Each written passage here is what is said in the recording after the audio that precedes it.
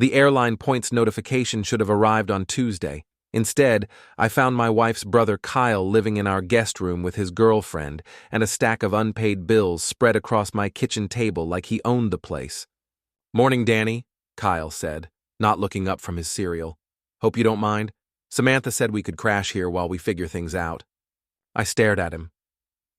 Kyle was 35, unemployed for the third time this year, and had the kind of smug expression that made you want to check your wallet. His girlfriend Rachel sat beside him, scrolling through her phone, wearing what looked like my wife's robe. "Where's Samantha?" I asked. "Oh, she left early. Said something about visiting Aunt Cheryl in the hospital, emergency surgery or something."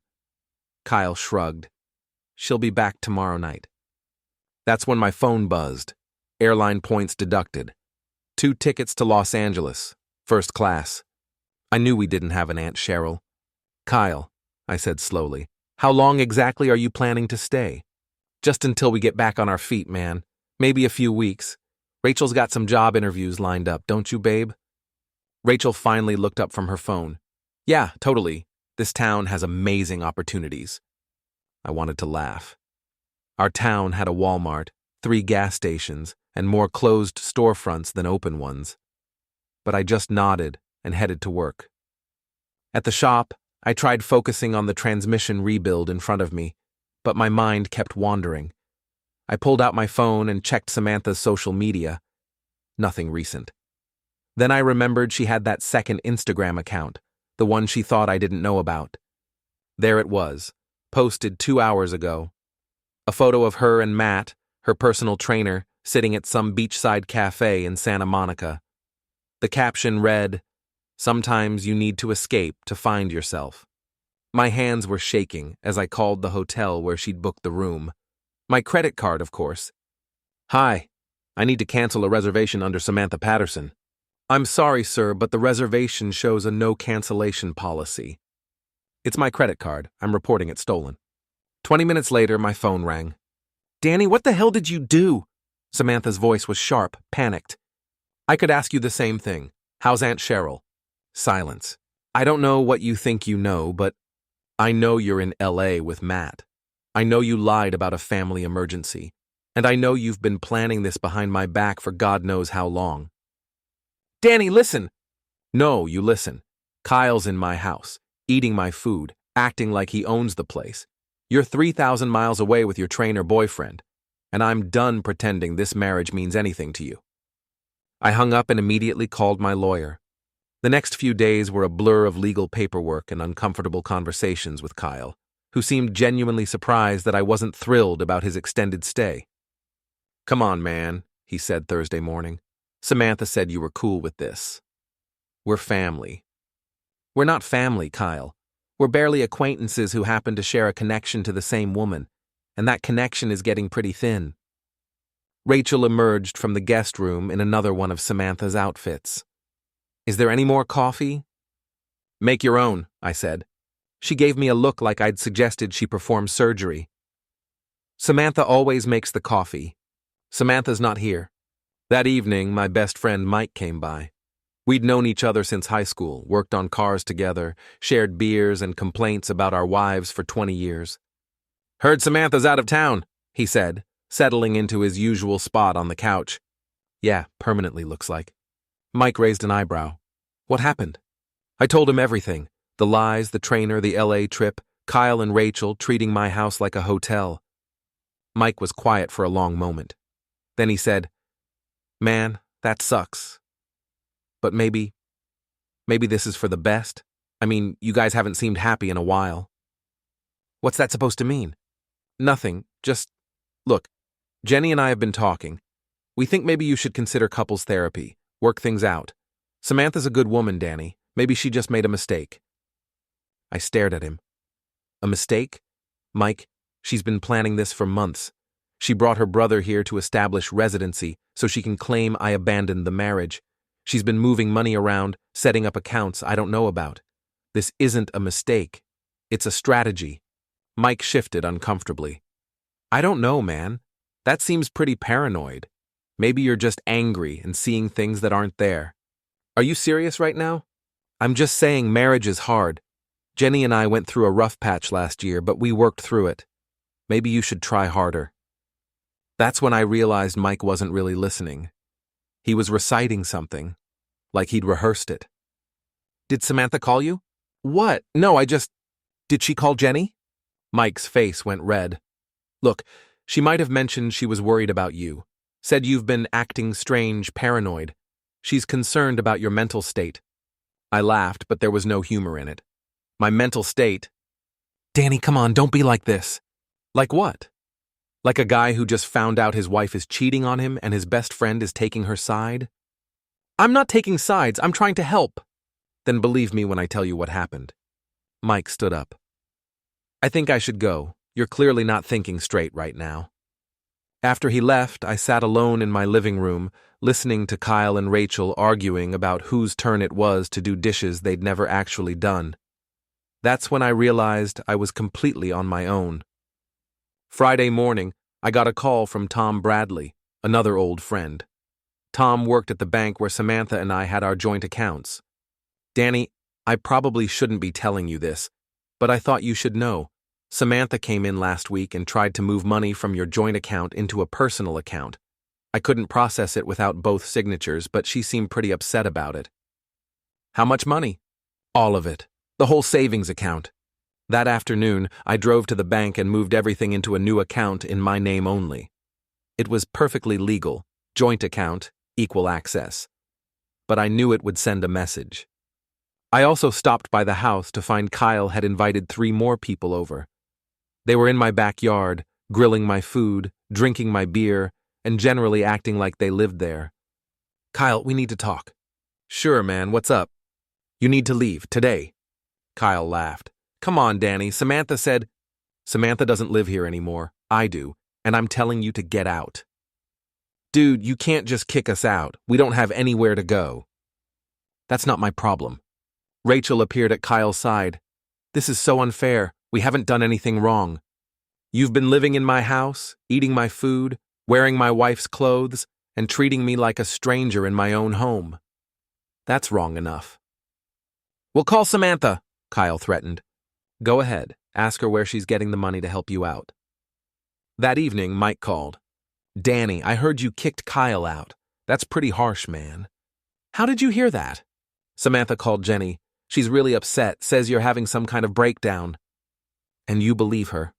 "I believe my friend might be going through a tough time and making bad decisions." "Which friend, Mike? Me or Samantha?" "That's not fair." "Isn't it? You've known me for 20 years. You've known her for 5. But when she tells you I'm crazy, you believe her without question." "She's not saying you're crazy. She's saying you're hurt and angry and not thinking clearly." "Mike, she's in LA with another man. She lied about a family emergency. She tried to steal our savings. She planted her brother in my house to build a case against me. What part of that sounds like I'm the problem?" Mike was quiet for a moment. "Look, maybe she made some mistakes, but kicking out her brother? That just makes you look vindictive."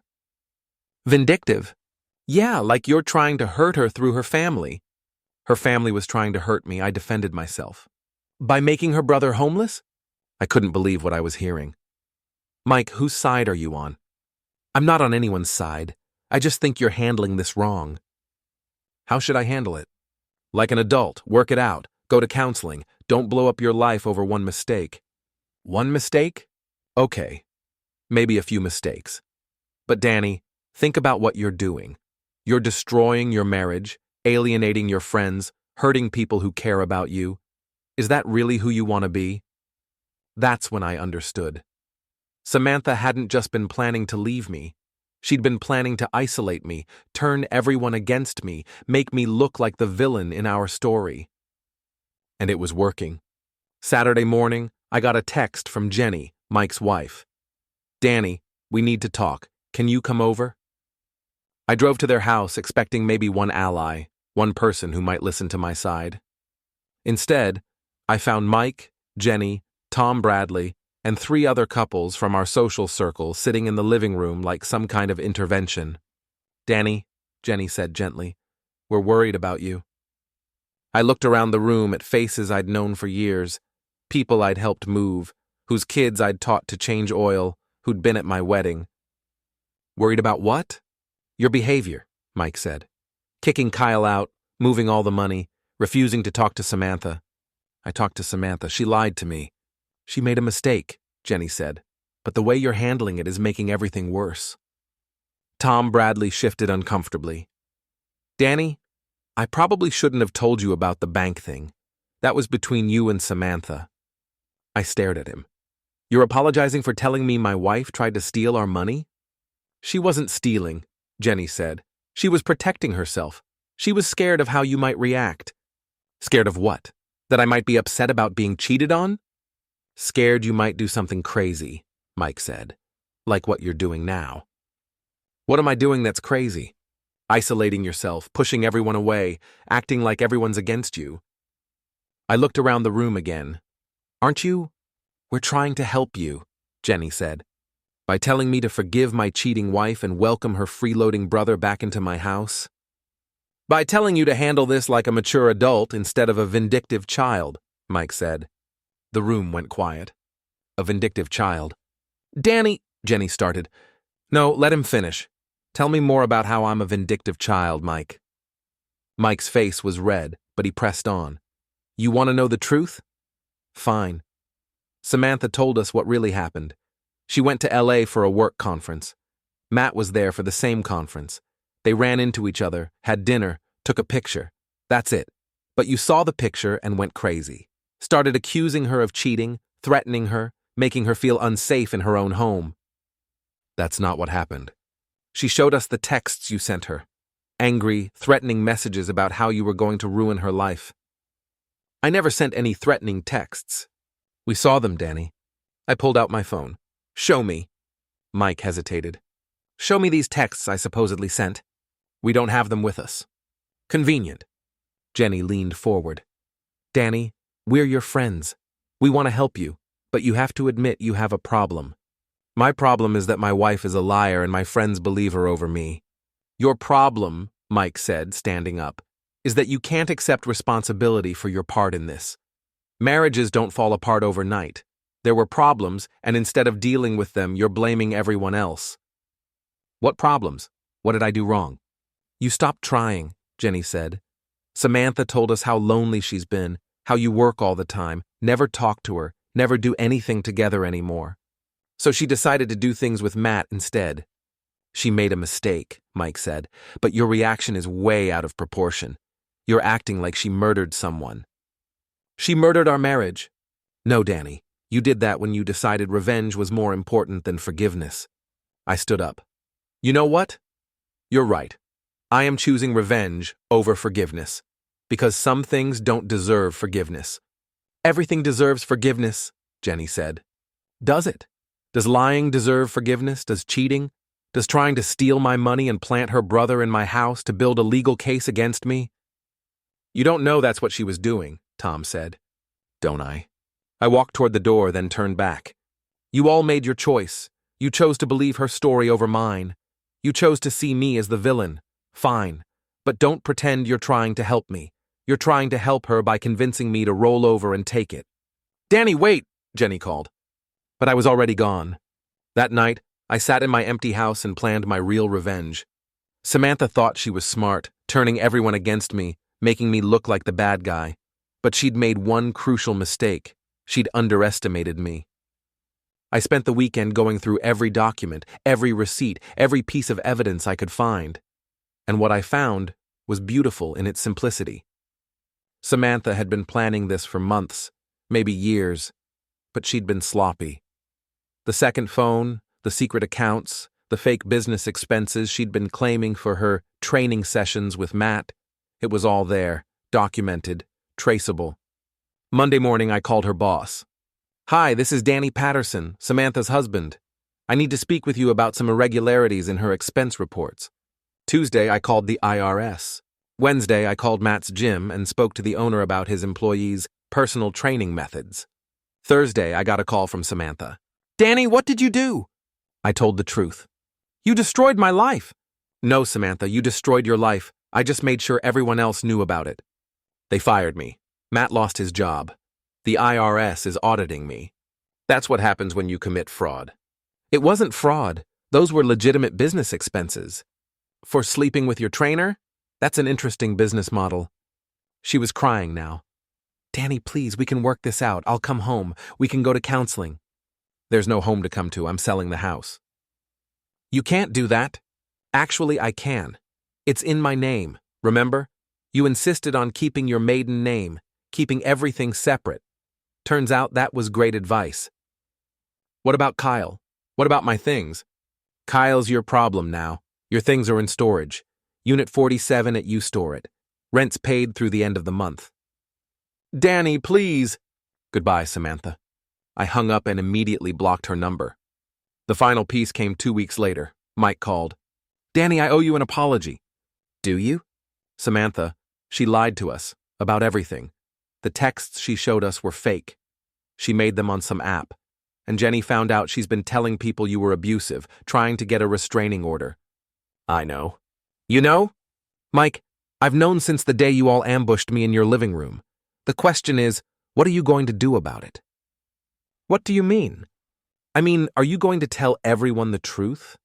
Are you going to admit you were wrong? Or are you just going to quietly pretend this conversation never happened? Mike was quiet for a long time. I'll tell them.